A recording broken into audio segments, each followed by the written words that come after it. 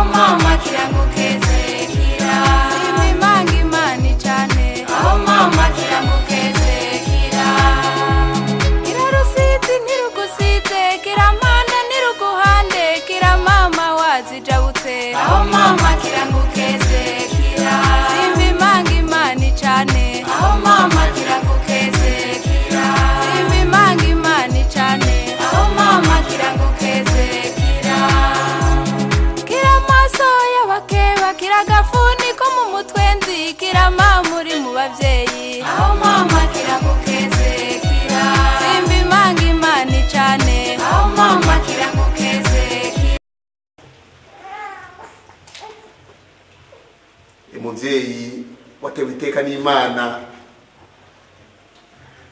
ukibaruka ubushuri, mwese abari ngaha mwese mu cubahiro iteka n'urukundo Imana yaduhaye, tugira amahoro, tugira amahoro, dusanga amahoro, urukundo no gushigikirana mu kibano. Kuri uno munsi uri hejuru turi kumwe n'aba bose bari imbere yanyu mpeje kudondagura, twaramutse twishikira ngaha muri no komine nziza ya Kiganda mu ntumbero yo gushigikira uyu muryango uherutse gutema iteka maze ukibaruka ubushuri. Twagutse rero ku mugwa mukuru w'intara kugira ngo dushikire uwo muryango, twongere tuwukeze kuri iryo teka ridasanzwe uherutse gutegwa n'Imana yo muremyi wa twese. Imbere yuko mbanda yaragomba mbanje ndabasabe mu ntizi biganza kugira ngo dukeze cyane uwo muryango.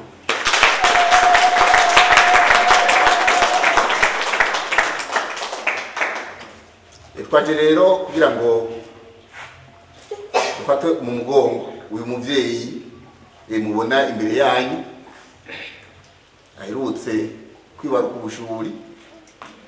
Murazi yuko mu migenzo ya basokuru umwana subu, umwana n'u Burundi, umwana no w'igihugu, umwana n'uwa twese. Tumaze rero kumva yuko hariho umuryango watewe iryo teka maze ukibaruka ubushuri, vyabaye ngombwa yuko twigira inama turi kumwe n'aba bose mubona twagendanye kugira ngo tuze gushigikira uno muryango, na cyane cyane ko muzi yuko muri kino gihe hariho imiryango imwe usanga ifise amikoro make. Nko mu gihe rero umuryango nk'uwo wibarutse abana batatu icyarimwe, birasaba yuko uwo muryango vy'ukuri ushigikirwa, birasaba yuko uwo muryango uronka abawufata mu mugongo. Turabakeje rero kuri iryo teka Imana yabateye, ariko kandi tugasaba abatashoboye gushika ngaha na cane cane imvukira zino komine Kiganda kugira ngo ababishoboye bashobore gufata mu mugongo imiryango mweniyo. Mu maraporo dufise turamaze kumva yuko imiryango imaze kwibaruka ubushuburi ngaha muri komine Kiganda irarenga umuryango umwe, ku buryo rero mwene iyo miryango tubona yuko ikeneye kuramigwa ikaronka abayifata mu mugongo. Uno munsi rero ni twebwe, ariko rero twifuza yuko n'abandi batera intambwe nziza kugira ngo bashobore gushyigikira imiryango nk'iyi. Ariko kandi kuva kera na rindi abarundi murazi neza yuko twamye dushyigikirana, haba mu bihe byiza canke no mu bihe bigoye. Hambavu ya mwene imiryango iba yibarutse ubushuri ikeneye gushyigikirwa, hariho n'indi miryango musanga ari imiryango novuga yuko ari imiryango y'abantu bikora, novuga yuko batishoboye bakenera gushyigikirwa. Kanatsinda murazi ko n'abasokuru bayamaze bati umubanyi ni umuryango, kandi murazi yuko n'umugenzi mwiza umumenyera mu bihe bihambaye. Birasaba rero yuko mwene abo bantu twese duhaguruka nk'umuntu umwe mu rukundo dusanganywe kugira ngo iyo miryango tuyishigikire. Ari naco gituma rero ikorwa nk'iki atari ico umuntu umwe, ariko ari gikorwa umurundi wese agomba gushira imbere kugira ngo ashigikire mugenzi we. Ndashima cyane ngaha mu ntara ya Muramvya, na cyane cyane ufatiye ku twigoro dutandukanye dusanzwe rimwe na rimwe dukorwa n'abene igihugu, na cyane cyane mu gihe haba hari umunsi wahariwe gushyigikirana. Muri yandi yahariwe gushyigikirana turabona abantu batari bake mu twigoro twabo bashyigikira imiryango novuga yuko ari imiryango y'abantu aho nikora. Ariko rero icyo nifuza nk'urongo uno munsi intara ya Muramvya, ndifuza yuko kijya gikorwa kitagarukira gusa muri irya ndwi yahariwe gushyigikirana. Mba ndifuza yuko kijya gikorwa kiba igikorwa kibandanya kugira ngo tubandanye dukomeza bwa bumwe bwa basokuru, tubandanye dukomeza wa mugenzo mwiza wo gushyigikirana, wo gufatana mu nda, kugira ngo twese tubandanye tuba mu ntara ya Muramvya mu buryo novuga yuko ari uburyo bwa kiremwa muntu. Ntivyumvikana ukuntu umuryango ushobora kurara ufunguye hariho uwundi muntu haruhande wo muryango ataronse icyo afungura, ariko uwo muryango ntuheze ngo umushigikire. Rero ngahanye mu ntara ya Muramvya kuva na kera na rindi murazi neza yuko twamye dufashanya, twamye dukunda, kandi turazi turakira n'ingenzi. None ushobora kwakira ingenzi utazi ugaheza ukayakira neza mu rufasoni ntangere, ukayifasha haba mu bijanye n'ibifungurwa canke ibinyobwa, woreka gute gushyigikira umubanyi wawe? Nagomba rero ntere akamo abene igihugu bose abariko baranyumviriza bari ngaha eka n'abatashoboye kuhashika, kugira ngo dukomeze cyane mu ntara ya Muramvya umugenzo mwiza wo gushyigikirana, umugenzo mwiza wo gufashanya. Ni naho rero tuzoshobora gutera imbere. Twifuza yuko ngaha mu ntara ya Muramvya duhere muri no komine Kiganda uno munsi turimwo twese dufata umurongo umwe mu runani, kugira ngo dushobore kuzamuka tuja mu iterambere. Ntitwifuza yuko hari umuntu n'umwe dusiga inyuma. Twifuza yuko twese duhaguruka nk'umuntu umwe maze twese twaja mu iterambere atanumwe dusize inyuma. Byogorana kuvuga yuko ikomine kanaka cyangwa intara nziza ya Muramvya twateye imbere mu gihe haba hakiri abagisigaye inyuma bataronka ico bafungura. Ariko ndazi neza yuko mu rukundo nka mu ntara Muramvya dusanzwe dufitaniye, ndazi neza yuko ndakekeranya ko twese tuzofashanya kugira ngo twese dushike mu iterambere turi mu runani rumwe. Nagomba rero kandi inkengurukira cyane cyane abarongoye igisata CDF ku rwego rw'intara kuko nama nabonye utwigoro baba bariko baragira kugira ngo bashigikire mwene iyo miryango. Ndashimira kandi urunani rw'abakenyezi ku rwego rw'intara n'amakomine kuko namwebwe mwama muriko murashigikira mwene iyi miryango y'abantu abo nikora, na cyane cyane iyi miryango iba yibarutse ubushuri kuko ikeneye gufashwa.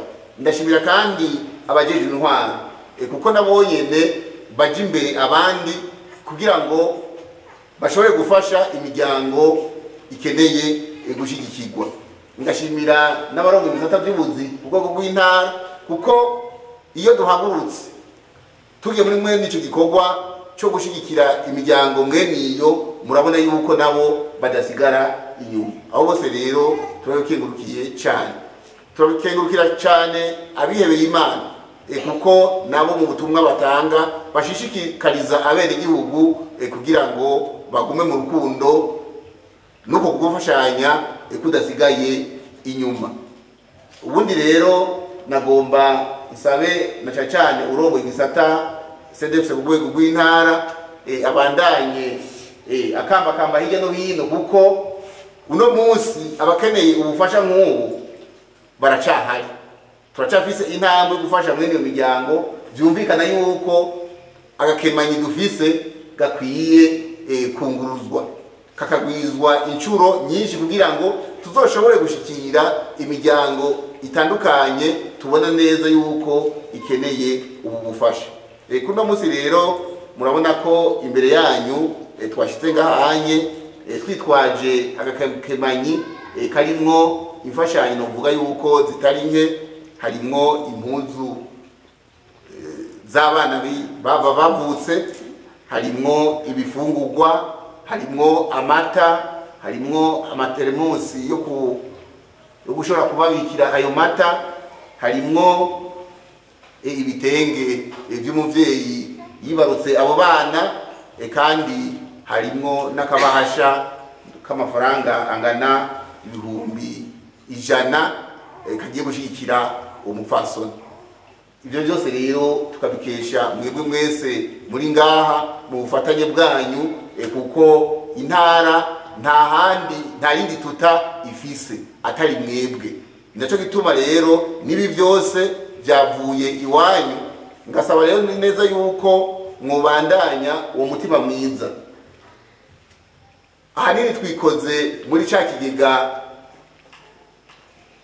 kigega cashigwaho ku rwego rw'amakomine mu ntumbero yo gushigikirana muri yandwi yahariwe gushigikirana. Naco gituma ndasabye yuko kije kigega cobandanya gushigikirwa no mu bindi bihe inyuma yuko ijyandwi iba yatunganijwe kuko murabona yuko intambwe ikiri ndende kugira ngo tubandanye dufasha bene wacu bakeneye ubufasha mu miryango yabo. Sinagomba rero kurandira ahubwo nagomba gusozera nongera gukenguruka bimwe bivuye ku mutima, nkengurukira mwebwe mwese mwitavye ibikorwa by'uno munsi kugira ngo dushobore kuza gushigikira uyu muryango, dushobore kuza kuramira uno muryango maze nawo ubandanye ubaho neza. Ibibondo Imana yaduhezagije bizokure ejo bizotere bije imbere kuko murazi yuko nibwo Burundi bw'uno munsi kandi nibwo Burundi bw'ejo. Imana mushobora byose rero ikomeze kubana namwe, harambe urukundo, amahoro n'umutekano tutibagiye gushikirana. Murakoze. Aho mama kirangukeze kira, aho mama kirangukeze kira.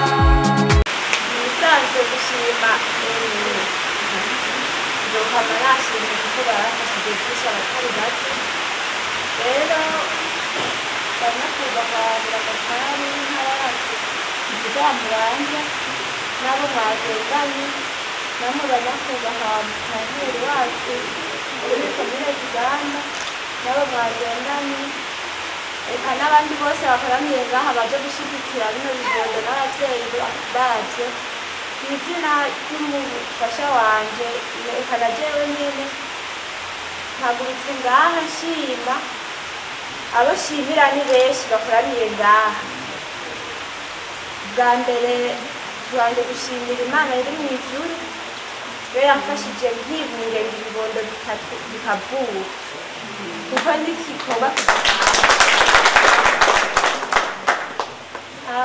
ubugira kabiri ndashimiye umukuru w'abakenyezi wo ku rwego rw'ikomine we nagiye ndaririra n'ubu nariko ndamurikira ati bitarenze kera ngira ngo burya yejo namwe uzokumva nibwo ati nyabu naraba abukomera amashi nawe kuko nta wundi ari hafi noririra nabunye mbona ni wewe amatarantirana abana nabo bakajije ibintu bageze nyabuna kuyakankanira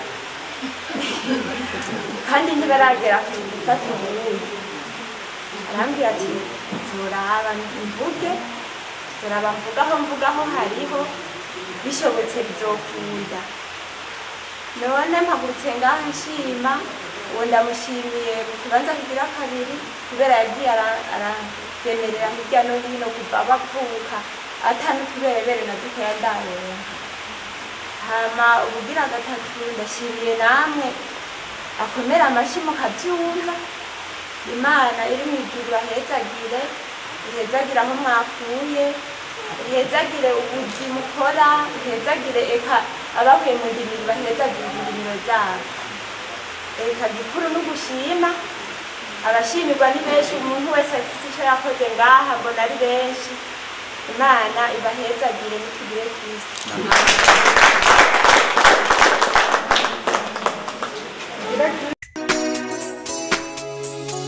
aho mama kirangukeze kira aho mama kirangukeze kira kirangukeze mwiza nkunda simba imanga imani cane kira mwiza waruja